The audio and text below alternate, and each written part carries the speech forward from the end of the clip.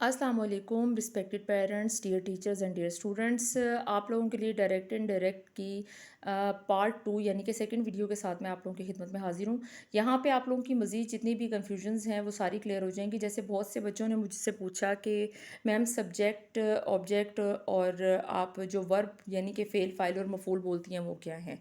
तो सब्जेक्ट को उर्दू में फ़ाइल कहते हैं, वर्ब को उर्दू में फ़ेल कहते हैं और ऑब्जेक्ट को उर्दू में मफ़ूल कहते हैं। और ये जो मैंने subject plus verb plus object लिखा है, इसका मतलब है सेंटेंस का मेथड भी यही है। सब्जेक्ट कहते हैं काम करने वाले को। अब जितने भी आपके फर्स्ट पर्सन हैं, आप first person, second person, third person पढ़ते हैं, उसमें जो आपकी first, second and third person की लाइन है वो आपके सारे सब्जेक्ट्स हैं। वर्ब आपका है काम, यानी कि फॉर्म ऑफ वर्ब्स आप लोग पढ़ते हैं, खाना पीना सोना जागना, ये तमाम चीज़ें आपकी फॉर्म ऑफ वर्ब्स जो हैं वो वर्ब हैं, काम हैं। और ऑब्जेक्ट क्या है, जैसे आप स्कूल गए, प्लेग्राउंड में खेलने गए, कॉपी पे काम किया, तो वो सब चीज़ें ऑब्जेक्ट हैं। डायरेक्ट स्पीच को इनडायरेक्ट स्पीच में तब्दील करने के लिए आपने क्या करना है, यहाँ पे एक मैंने सेंटेंस दिया है कि he said to me I am going to Karachi. यहाँ पे दो किस्म के पार्ट हैं आपके पास, पहला हिस्सा और दूसरा हिस्सा। अगर हमने पहले हिस्से के फ़िक्रे को देखना है कि इसके अंदर हमसे क्या क्या चेंजिंग्स हमसे हुई हैं, ठीक है, तो आपने क्या करना है कि आप पहले हिस्से को गौर से देखें, उसके हिसाब से आपने अपने दूसरे हिस्से में तमाम चेंजिंग्स करनी है। आगे मैंने कुछ पॉइंट्स आप लोगों के साथ शेयर किए हैं कि अगर आप लोगों के पास पहले हिस्से में से टू या सेड टू है तो आपने उसको टोल्ड या टेल में चेंज करना है, सेड को टोल्ड में और से को टेल में। इसी तरीके से अगर आपके पास दूसरे हिस्से में क्वेश्चन मार्क है, यानी कि आपके पास सवालिया फ़िक्रा है, तो सेड टू को आपने आस्क में चेंज करना है और से टू को आस्क में। इसी तरीके से अगर आपके पास कोई नसीहत है, हुक्म है, दरख्वास्त है, तो उसको आपने सेड टू को ऑर्डर्ड में और रिक्वेस्ट को एडवाइस्ड में चेंज कर देना है। इसी तरीके से आपके पास अगर इफ़ का कोई सेंटेंस आ जाता है तो उसकी जगह, या वेदर का कोई सेंटेंस आ जाता है और साथ वो आपका सवालिया फ़िक्रा दो तरह के होते हैं ना, जिसमें आप इज़, एम, आर, वाज, वर और इस टाइप के जितने भी आपके हेल्पिंग वर्ब्स हैं वो यूज़ करते हैं आप लोग। तो या इसके अलावा डब्ल्यूएच फैमिली, यानी कि हाउ, हु, व्हेन, ये तमाम। तो ये तमाम इमदादी फ़ेल जो हैं सवालिया फ़िक्रों को जोड़ने के लिए यूज़ होते हैं और इफ़ इस्तेमाल होता है, लेकिन ऐसे सवालिया फ़िक्रे जो व्हाई, वेयर, व्हेन से शुरू होते हैं उनको भी इसी तरीके से सॉल्व सॉल्व किया जाता है, ठीक है। आपने इसके तमाम नोट्स बनाने हैं। उसके बाद पर्सन्स की तब्दीली क्या होती है, अगर दूसरे हिस्से के फ़िक्रे में कहीं भी कोई फर्स्ट पर्सन मौजूद हो, चाहे इसकी कोई भी हालत हो, तो इसकी जगह पर पहले हिस्से का फ़ाइल लिखा जाता है। अगर दूसरे हिस्से में कोई भी सेकंड पर्सन हो तो इसकी जगह पर पहले हिस्से का मफ़ूल लिखा जाता है। अगर दूसरे हिस्से में कोई भी थर्ड पर्सन हो तो वो तब्दील नहीं होता, ठीक है? इस चीज़ को माइंड में रखें। ख़बरिया यानी कि कोई भी न्यूज़ वाला ऐसा जुमला है, मस्बत कहते हैं पॉज़िटिव और मनफ़ी कहते हैं नेगेटिव को, तो इसके अंदर यानी कि इनडायरेक्ट बनाते हुए क्या आपकी चेंजिंग्स हैं कि सेड टू को टोल्ड और से टू को टेल में और दोनों हिस्सों को जोड़ने के लिए दैट का इस्तेमाल किया जाता है। ये 2 पॉइंट्स मैंने यहाँ पे आपके साथ शेयर किए हैं। मज़ीद देखें आगे, जो कि आपका एक और इम्पॉर्टेंट पॉइंट है वो ये है कि जब आप उसको सेंटेंस को दैट से मतलब कंबाइन कर देते हैं, जोड़ देते हैं, फ़िक्रे के दरमियान में दैट यूज़ किया जाता है, तो दूसरे हिस्से के पर्सन तब्दीली के लिए किए जाते हैं, यानी कि दूसरे हिस्से के फर्स्ट पर्सन का पहला हिस्सा फ़ाइल है, सेकंड पर्सन का मफ़ूल है और थर्ड पर्सन तब्दीली नहीं होता। यहाँ पे एक मैं आपको एग्जांपल पढ़ के सुना रही हूँ कि she said to me I like this book. इसको इनडायरेक्ट में चेंज करने के लिए कि she told me that she like that book, ठीक है। तो इसी तरीके से आपके यहाँ पे मैंने 3 एग्जांपल्स दिए हैं। मैं बार बार एक बात को आपको रिपीट करूँगी कि आपने इसके प्रॉपर कॉपी पे नोट्स बनाने हैं कि direct speech is presented in quotation marks, यानी कि आपका जो डायरेक्ट स्पीच का पोर्शन होता है वो हमेशा कोटेशन मार्क्स के अंदर होता है, whereas indirect speech is incorporated into the sentence without quotation mark. और जो आपका इनडायरेक्ट स्पीच का पार्ट होता है वो हमेशा आपके इन्वर्टेड कोमास से बाहर होता है, ठीक है। तो आपने अपनी जो भी रिपोर्टिंग एंड रिपोर्टेड स्पीचेस का ख्याल रखना है आपने। Direct speech is presented in quotation marks. अभी कोटेशन मार्क्स का क्या मतलब है, मैंने यहाँ पे आपको 2 टाइप्स के जो हैं वो कोमे, यानी कि inverted comma start and inverted commas close के नाम से इसको यूज़ किया जाएगा जब टीचर आपको क्लास में करवाएंगी। Indirect speech is incorporated into the sentence without quotation marks. मैंने यहाँ पे किसी किस्म का कोई कोटेशन मार्क्स आप लोगों को नहीं लगा के दी, जस्ट फुल स्टॉप का यूज़ किया जाएगा और आपका फ़िक्रा, आपका सेंटेंस जो है वो कंप्लीट हो जाएगा।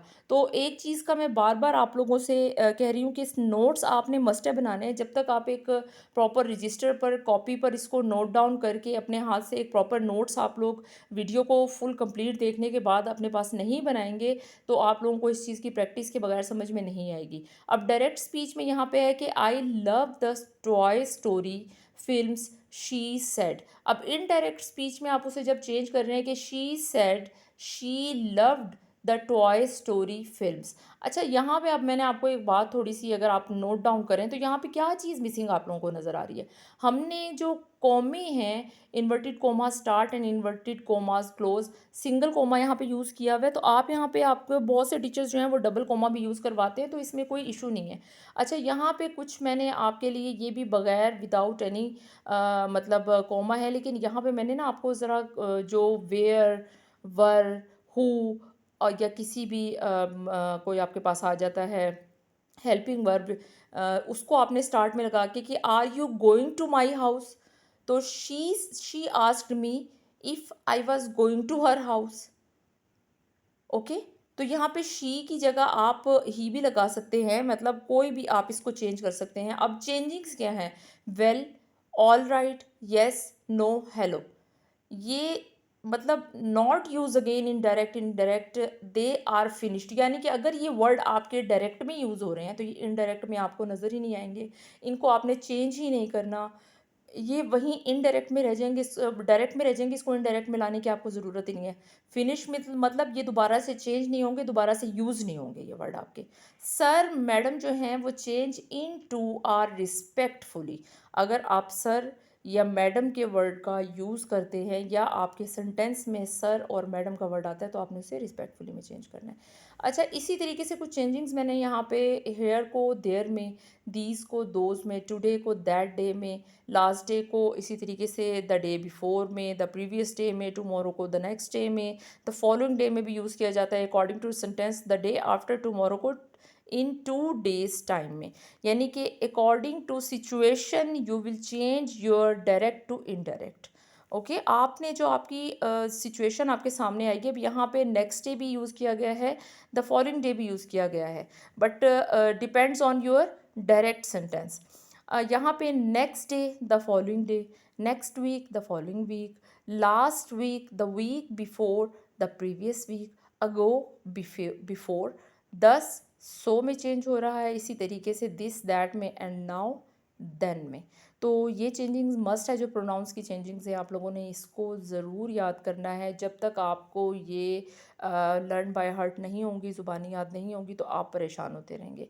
Is, am change into was, are change into were, was, were change into had been, has, have change into had, has been, have been change into had been, do, does change into did, shall, will change into should, would, can change into could, may change into might, must change into had to, first form change into second form, and second form change into had plus verb की third form।